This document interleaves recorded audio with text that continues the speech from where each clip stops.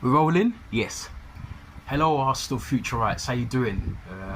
Welcome to another edition of the Arsenal Future podcast with yours truly, Chris from Arsenal Future. I'm getting quite good at this, aren't I? Hope you're all right out there. You're doing well. Just a quick, preview of the match against Atalanta. Arsenal against Atalanta in the UEFA Champions League. We're kicking off in about 45 minutes time. So by the time this goes up, the match probably should be underway. You can still come back and watch the preview of it. It's not a long. It's just a quick preview of the match, and we've got to be careful because Atalanta, isn't it? Atlanta's in America.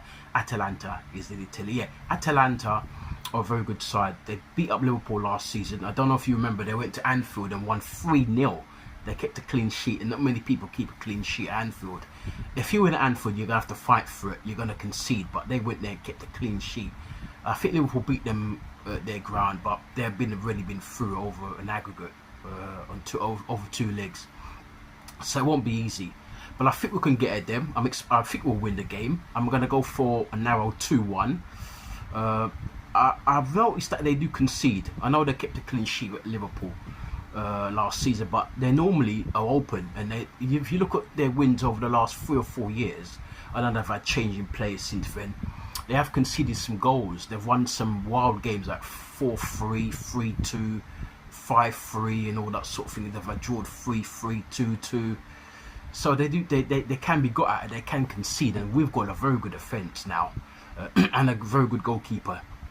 And so even though they're very attacking, I think Saliba and Gabriel and Timber and Ben Wright over on the other side, on the right side, can keep them out. They may score a goal, but I expect us to score a couple. And we've got Gabby Jesus back. If Gabby Jesus can recapture the form, he was in when he first came to the club a couple of years ago, he's certainly his first season up until when he got injured, I think we'll be in luck. I think we'll be in a lot of luck tonight. Also, Gabby Jesus has got quite a good record in the Champions League. He tends to score a lot of goals in the Champions League.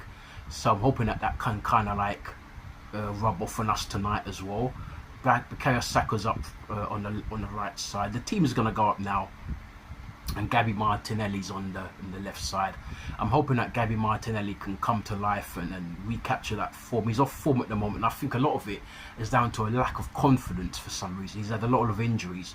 He's had some niggly injuries over the last couple of years. Actually, since really he's come to the club, he's had some injuries. But I mean, a couple of seasons ago, the 2022-2023 season, he was playing well for us that season, where we could have won the league. So I'm hoping they can recapture that form from a couple of years ago, and that'd be very, very good. So the two Gabriels, both Jesus and Martinelli, a little bit off form, but hopefully they can recapture. They're quality players, so hopefully they can recapture that form. And Saka, for me, he hasn't woken up yet since the start of the season, but I'm hoping tonight he will do so. Deckers is back, Declan Rice is back, so that's very good for us. Stability in the midfield. Thomas Partey's in midfield, anchoring it, and he's not been the Thomas Partey of old, but he's also had injuries as well. So I'm sort of hoping that he can. I think he'll be rock solid, Thomas Partey, and he seems to be a big game player. I've noticed whenever the stakes are high, he does step up. So I'm very confident about him tonight. And of course, the only one I don't like about the team is that Kai Havertz is playing as a right eight, where Martin Odegaard would usually play, but he's injured. So, and I'm hoping that Havertz, when he was playing for Leverkusen as a youngster, he was a number 10, and so he was quite a good passer of the ball. He can nick the ball between the midfield and the attack. So I'm sort of hoping that he can come back to that as well.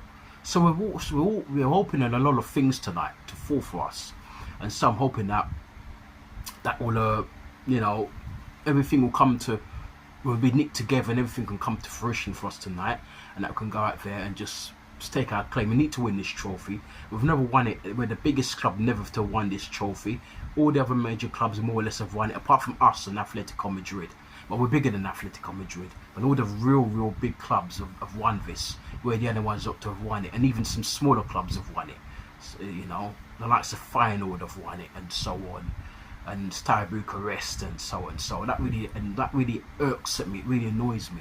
So I'm hoping that we can definitely pull this off and we can do this. So the lineups are there, the back four as it usually is, and I'm very happy. Apart from Havertz, I'm very happy. But rest assured, Atalanta are a very good side, and they've got people like Lookman. A lot of the players they had when were a couple of years ago, when they were doing well, when they almost won the league, they almost won Serie A about 3 or 4 years ago. A lot of those guys have gone, you know. But I'm trying to remember some of the names, you know. But they're a very, very good side. Rest assured, Lookman is very good. Skemaka, who's at West Ham not long ago, he's injured, and he's a very good key player for them. He's a big target man. He holds the ball up. He can score goals. He can get in on the end of crosses. He's out. He's injured, so that might do us some good. And I think he would have given Saliba and Gabriel a bit of a battle, because he's big and strong, physical, imposing, and he's also good at getting on the end of crosses. So that would have been that's a one less problem to worry about.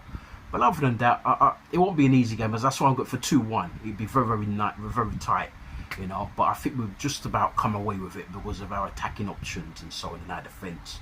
Anyway, let's see how it goes. We need to pick up 3 points. It's a new format of the Champions League this season. I was hoping to break it down for you guys a few weeks ago, but I never got round to it. And I'm going to be very honest with you. I want to do some more reading about it, because I don't want to just come in here and just waffle. You know what I mean? I need to do a bit more research on it. I think I got the gist of it, but I just want to clarify. I just want to make sure that I've got it right and I've got it spot on. So when I come here, you get the right and correct information. So I'm going to have another look at it on YouTube and then do some research on it.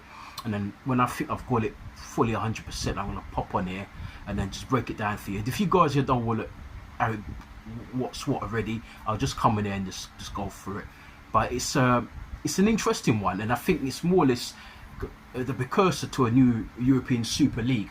I think it's gonna happen. A lot of people have been saying it's gonna happen, and I think it definitely will happen. Maybe in the next 2 or 3 years we're gonna see it. I think they'll go like this for a couple of seasons, maybe 3 or 4 seasons in the Champions League, and then eventually I think the Super League would happen. And I'm also wondering, and I'm also hearing as well, that they might incorporate some South American teams in it, you know, so the likes of Corinthians, Vasco da Gama, you know, the big clubs from South America, the big Brazilian clubs, Corinthians, Sao Paulo, you know, Santos, those big clubs from Brazil, and then Newell's Old Boys, Boca Juniors, you know, Independiente, and all of those clubs from Argentina, and some other clubs from Colombia, the big clubs, you know, who've won the big major honours in that region, might come over and join the Super League. I'm not sure about the Asian League, because the Asian League is a bit weak, and so on, and the African leagues are a bit weak. But I think the South American leagues, after the European leagues, are the strongest leagues out there. Anyway, as I said, you know, as I always say, hit a like and subscribe on this channel, because it helps us to grow, helps YouTube to push our videos out, you know. And I'm not just saying that for just hearsay and just for you know, for word's sake. I'm saying it for us to grow. We want to grow. We're going to improve the channel, and we're going to make the channel a lot bigger and better. And even though it's okay at the moment, and I know a lot of you guys, you tell me that you like the channel, but we want to make it a massive channel. We want to make it a big channel, and eventually we're going to get some of you involved in this. So if you want to be involved in this channel when it becomes a big thing, you have to help us from now, okay? So take care of yourselves, and if you're at the match out there in Italy, enjoy yourselves, be safe, don't get mixed up with anything. When I say don't get mixed up, don't get yourself involved in anything. Just be good and just get home, you know what I mean? Because those Italian fans are very notorious. So you take care, enjoy the match. Hopefully you enjoyed an Arsenal win out there. It's about time we stamp our authority in this match, on this competition. We need to win this. You know, if we can't win the Premier League, try and win this. Take care, and I'll speak to you soon. Adios. Up the Arsenal!